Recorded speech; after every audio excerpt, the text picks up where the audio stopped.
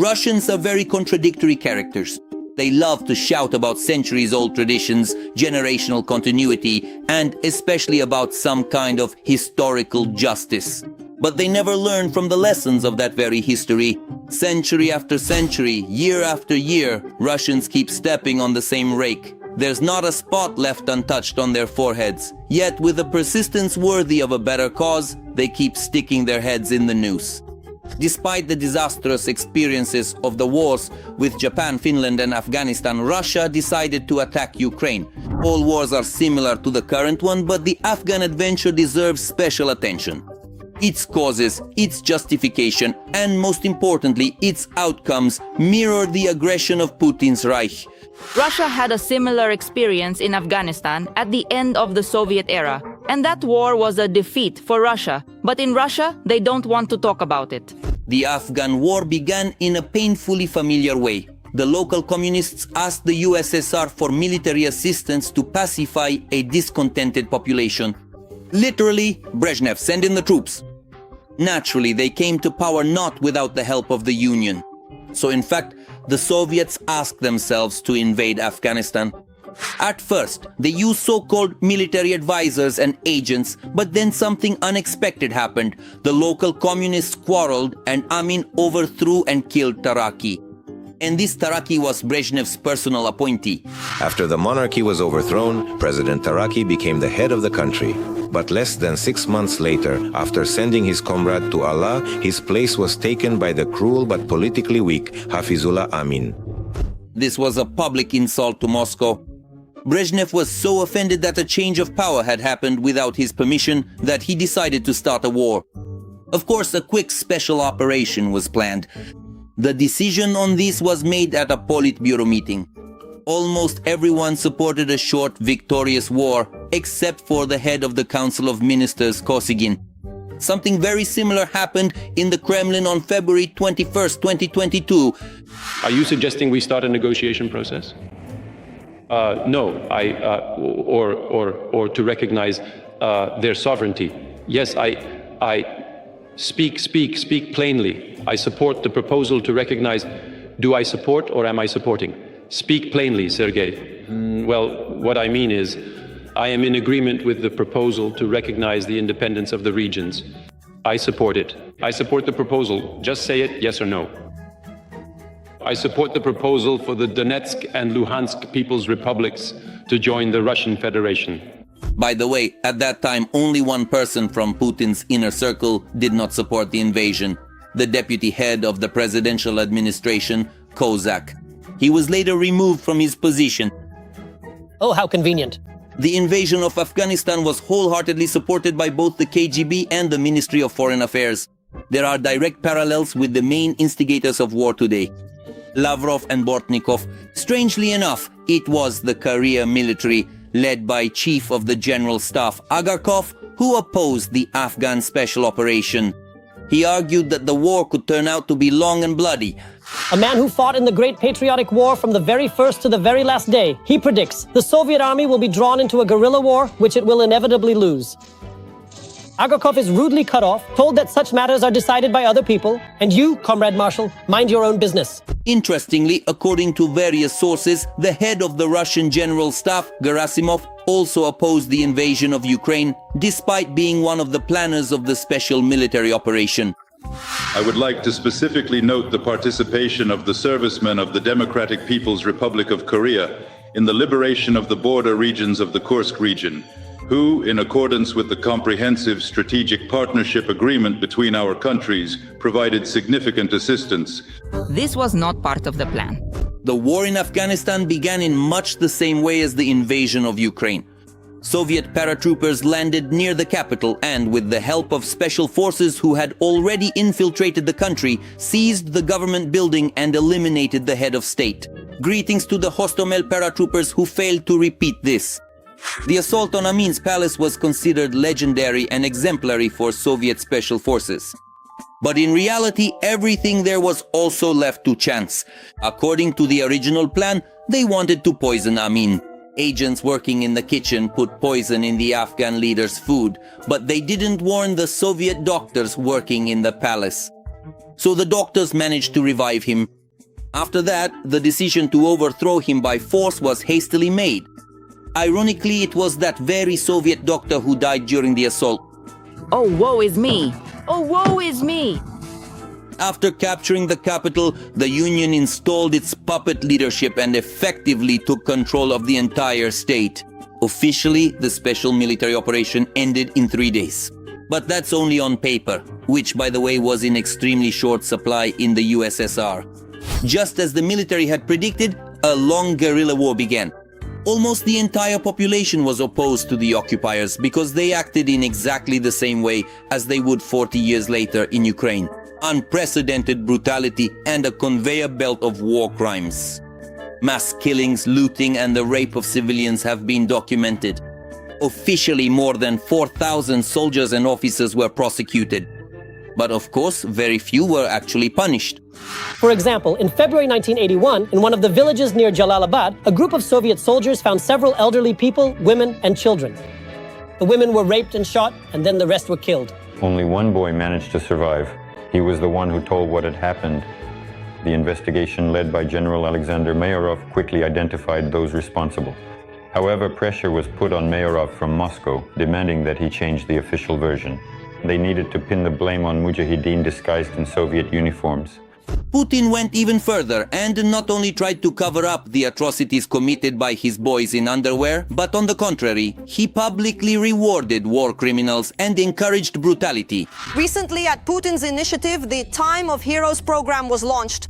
Its goal is to form a new genuine elite from the military, deputies, officials, and so on.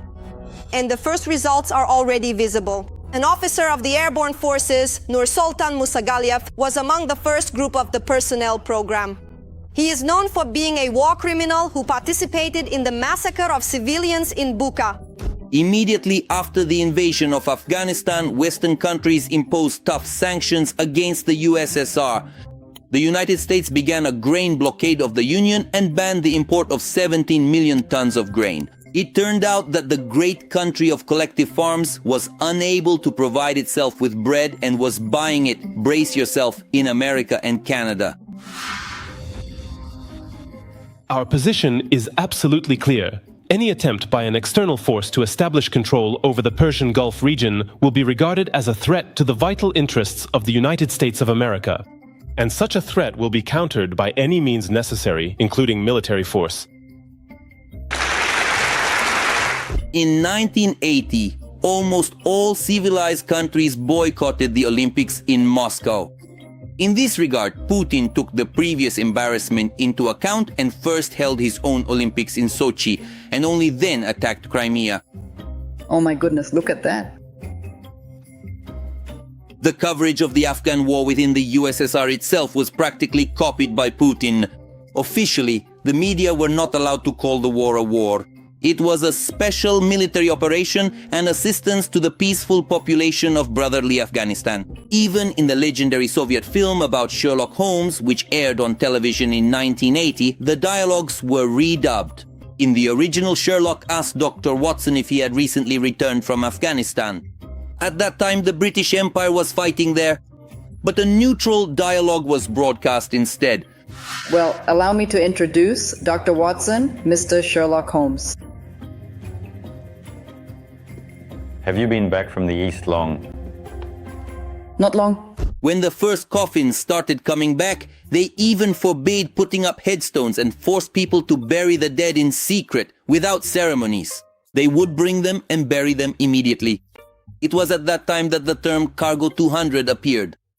There are two versions. Either it's the number of the transportation order or the weight of the zinc container. Officially, there were no losses. Everything was going according to plan. The special military operation is proceeding in strict accordance with the established schedule, following the original plan. But over time, it became impossible to hide the dead and wounded. Society was plunged into such shock and horror that mass protests and even real riots by relatives began. People stormed military enlistment offices and caused disturbances. They even had to use the army to calm the crowd.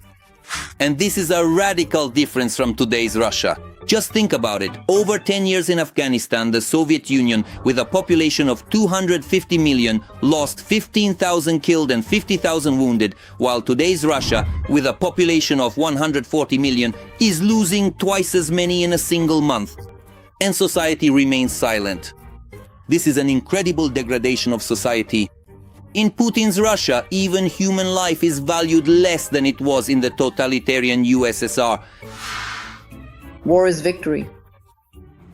War is love. War is a friend. War is the future embedded in peace. But let's continue with what was similar. In the Soviet army, just like now in the Russian army, there was a huge imbalance. Most of the soldiers came from small, poor settlements, and this caused tremendous discontent. That's why the decision was made to cancel deferments for students in large cities. What is happening in Russia now is this. Students are being expelled and practically forced to sign contracts. Universities have even been given recruitment quotas from above. Since January, we have been recording more and more cases where students are being forced, summoned, or persuaded to sign contracts. So, as of today, we have recorded such cases in 51 universities. This is happening all over the country, meaning several dozen regions have faced this.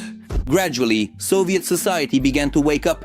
And it wasn't just the relatives of the dead and wounded, not just the mothers who hid their sons in attics to avoid the draft. Even the nerves of seasoned propagandists gave out. An interesting case, Danchev, a host on Soviet radio, began openly criticizing the Union's leadership and the war on air. As a result, he was sent for compulsory treatment in a psychiatric hospital. Doesn't that sound familiar? Recently, the staunch Putin supporter and Z-patriot Ilya Remeslo called for Putin to be replaced and criticized the entire country's leadership, after which he too was immediately sent to a psychiatric hospital. Total chaos and confusion. I can already see clear signs of the system's impending collapse. Putin is afraid to surround himself with worthy rivals. He will lose power, and most likely, it will happen this year. The Afghan war became one of the key factors in the collapse of the Soviet Union. And the USSR was far more powerful than Russia, and the war was by orders of magnitude less severe. For comparison, the bare numbers. In Afghanistan, the Union fought with the forces of just one army, and over 10 years, 500,000 people served in it. Russia is fighting in Ukraine with everything it has and has already lost 500,000 people killed alone. They bombed the nuclear squad, damn it, with drones.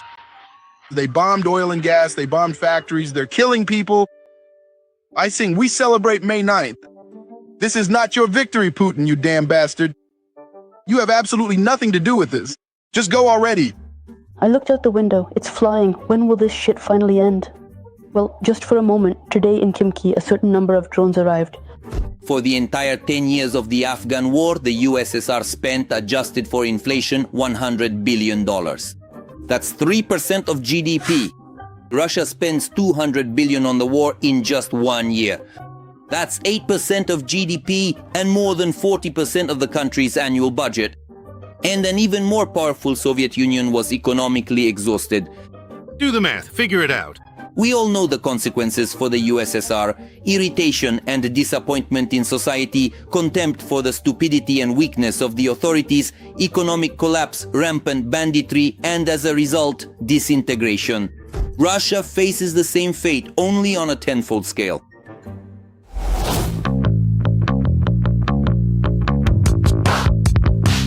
I want to remind you that this video is created for entertainment purposes and contains elements of satire and irony. All facts and events are presented in a hyperbolized or exaggerated form to convey a comedic or dramatic effect. We do not aim to mislead, but simply emphasize humor. Please take this with a smile.